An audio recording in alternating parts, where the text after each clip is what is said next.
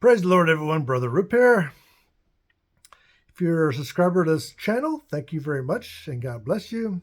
If you like these short videos and devotionals, go ahead and subscribe and ring the bell. Today we're going to look at the book of Acts, chapter 18, verse 13. It says, saying, this fellow persuadeth men to worship God contrary to the law. So if you read the preceding verses or watch my video on those verses, the Jews in Achaia, Greece, which when the Romans conquered Greece, they wanted to divide and conquer. So they divided Greece because Greece was a threat, or they thought it was a threat. They divided Greece into two. Macedonia, the eastern part of Greece, and then the western part of Greece, Achaia. I'm probably pronouncing that wrong, but it's close. And they had two proconsuls ruling those areas. And even though Athens, the traditional capital of Greece, the Romans made Corinth the capital of Achaia. And again, to divide and conquer the Greeks. So this western part of Greece, all the Jews rose up against Paul because Paul was teaching in Corinth. And when Paul was in other villages and in smaller towns, they can hire a mob and run Paul off rather easily. Now that Paul's in Corinth, was a very diverse city and a very wicked city, they couldn't do so. So they had to get the support of the Jews of the entire area, of the entire region. And that shows the effectiveness of Paul's teaching, his preaching. Paul was starting churches and strengthening churches in the area. And the Jews saw how effective he was and wanted to put a stop to him. So they just couldn't kill him because the Romans would punish them. So they had to trump up charges.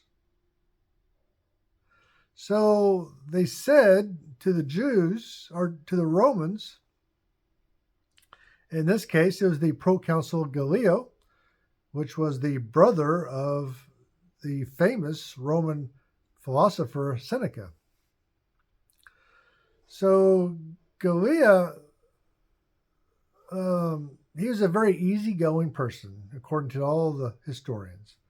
Very laid back, easygoing. Probably got his job because his brother was Seneca. Let's be honest.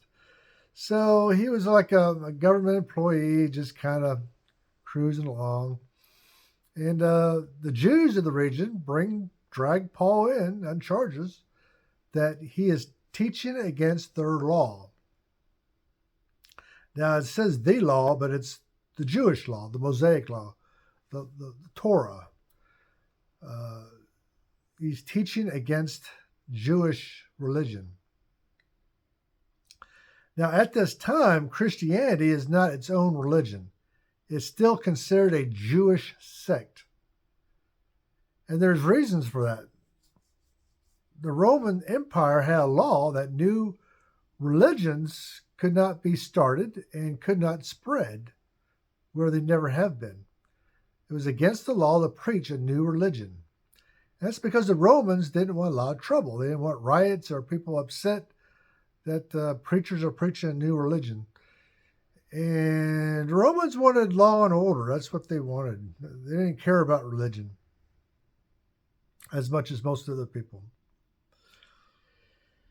So preaching a new religion was against the law. So staying and claiming to still be Jewish and Christianity still being a Jewish sect was in favor of Christianity and Christians. It protected them. So the Jews dragged Paul into the court and claim he's teaching it against their religion. And he wasn't. He was just teaching that the religion was changing, and he was preaching those changes, and the Jews were not adapting the changes, meaning Jesus was the Messiah. The Messiah came and left. And so the Jews were using this against Paul. Paul was claiming that he was Jewish and that he was just a separate Jewish sect. And every religion has different sects. Not sex. And so that was the charges that the Jews were bringing against Paul here, that he was teaching a new religion or trying to preach against the Jews in their own religion. And he wasn't. He was just trying to persuade them that Jesus was the Messiah, the Jewish Messiah. And that's it. So it's up for Galileo to make a judgment on it. And lucky for Paul, Galileo really doesn't care. And so he just wants to drink some wine and enjoy the sunset. That's all he wants to do. So we'll look at next verse next. God bless you.